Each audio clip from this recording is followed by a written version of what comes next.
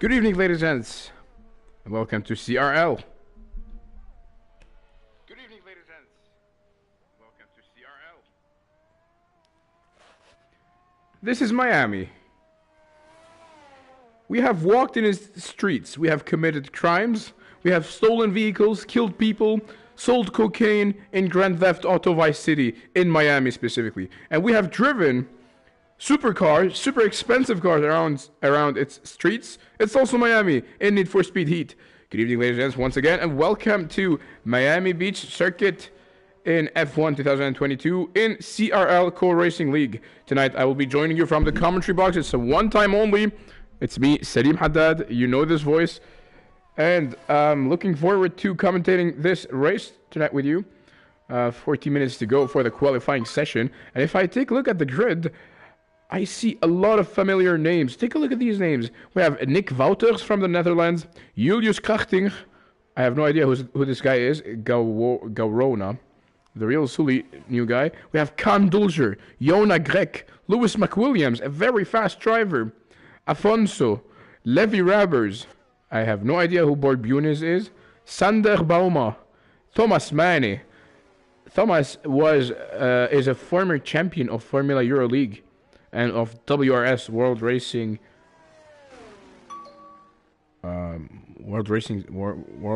Series, I believe it was called. We have Charlie. This is Evan Dalton, Bilo, Luke, and Tim Den Haya, because his driving is on fire. Tim Den Haya. So we were surprised by the pouring rain to see that it's raining in Miami. Yeah, the weather is not having it today. And we can see the track is soaking wet, and most of the drivers went on the wet option. You can see there are a lot of puddles all around the circuit, which is going to make driving a bit difficult. Taking a look at the chat, so we've got Basie. Hello, Bay. How are you doing? Lovely. He's the CRL champion as well. I have no idea who you were talking about. The CRL champion. Thomas Mane. Ah, Thomas Mane is the CRL champion. Wow. And we have Kahn Dulger saying, the man, the myth, the legend, Salim Haddad. How are you doing, Kahn? Miss you, man. Long time no see. I believe you're not racing, you're just organizing the lobby, because I saw your name in oh man, you Gaurona,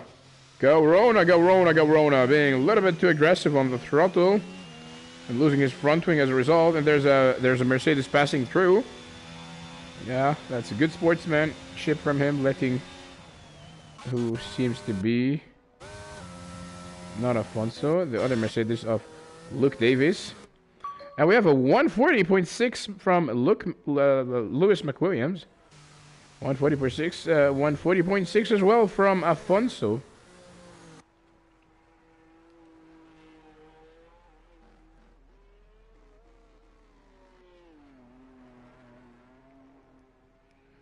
Okay, he said now he's racing. Oh yeah, there he is. There is Kahn Dulger, number 7th with McLaren.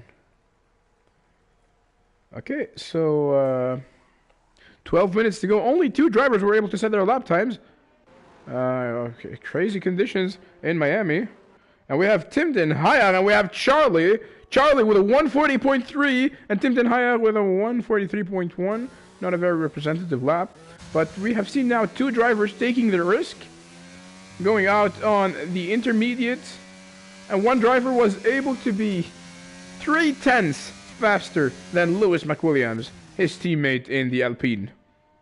So it might be time for the switch. Looks like the circuit is starting to dry out a little bit, and we have Evan Dalton retired from the session. Maybe he had an incident. Let's take a look at this is Nick Wouters. Time for inters then, Basie. Basie, listen, man. I don't want to force you to. This feels like a forced interaction. It's okay if you don't feel like typing. Just be yourself. I don't want to force you to do anything. I just want to have a beer and have something to watch while drinking my beer. And that's a very nice looking drift from Nick Wouters.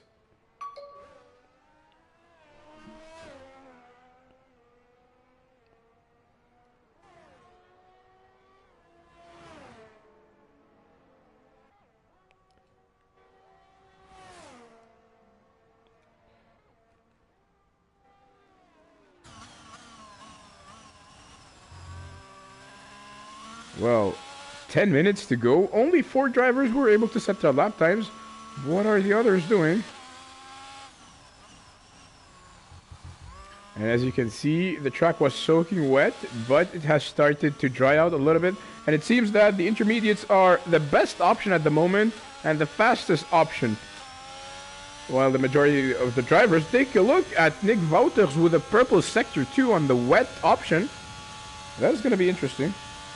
What's the forecast, Saeed?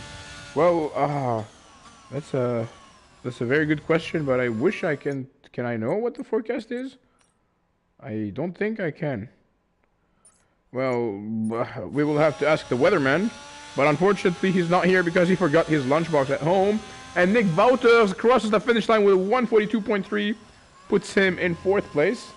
Can I see the forecast? Is there a way where I can see the forecast, or it's not possible? Just asking. Julius Krachting, 4th place with a 141.2.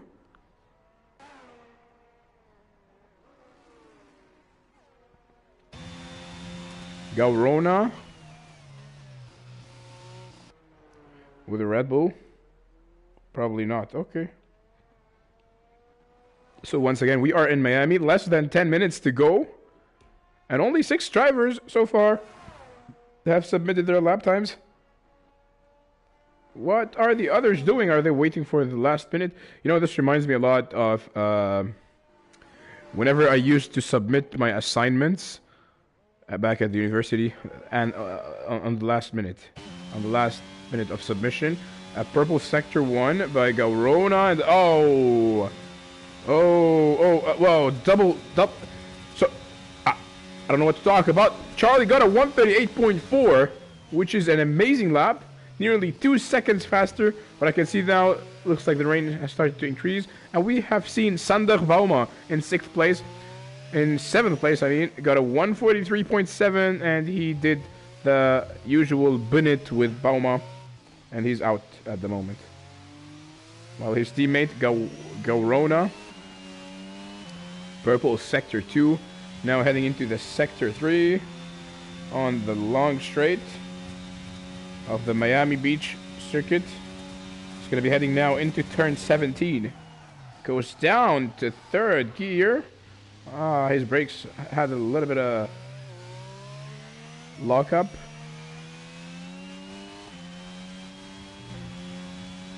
Across the finish line with a perfect 139. What a lap that was from Gaurona. I didn't see that coming. So one thing for sure is that the intermediates are the best option at the moment. And we have Levi Rabbers with a 139.9 in 3rd place, the Dutch driver. This man is a former NRL Formula 2 champion. And I have personally raced against this man at the 24 Hours of Le Mans. Well, not to brag, but our team finished in 3rd place while his team finished in 4th place. It was a very close battle, but he is a very, very fast driver. And we have Borbune, if I'm pronouncing his name correctly, a 139.080. Provisionally in 3rd place. So the top 4 drivers are on the intermediates. I'm wondering, what is Lewis McWilliams? He is on the inters, so that's a bug from the game. Lewis McWilliams, another famous name. Oh, that's a deja vu. I've just been in this place before, from the Aston Martin of Thomas Mane. Thomas Mane will be going back to the pits. What is happening with this man? You know, specifically today, I played with this man, Assetto Corsa.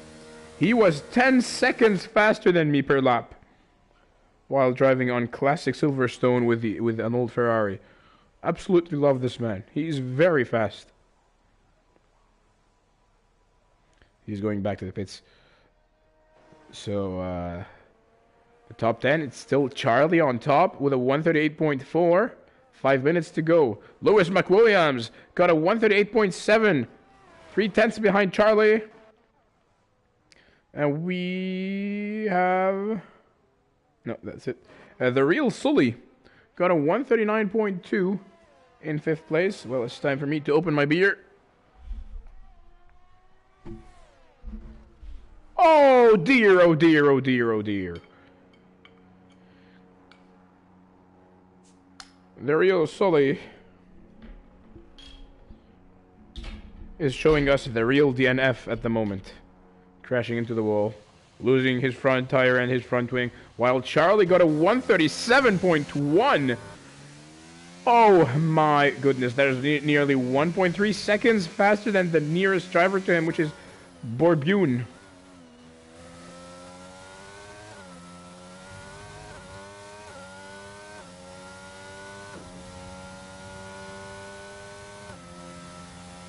And Lewis McWilliams gets a 137.7. 6 tenths behind Charlie. That was a flying lap from the Scottish. Hello to Jordi Veenstra. He's saying, the first thing I see is someone chasing into the wall. Well, yeah, that is unfortunate. you cursed him probably. It was the real Sully of the Haas.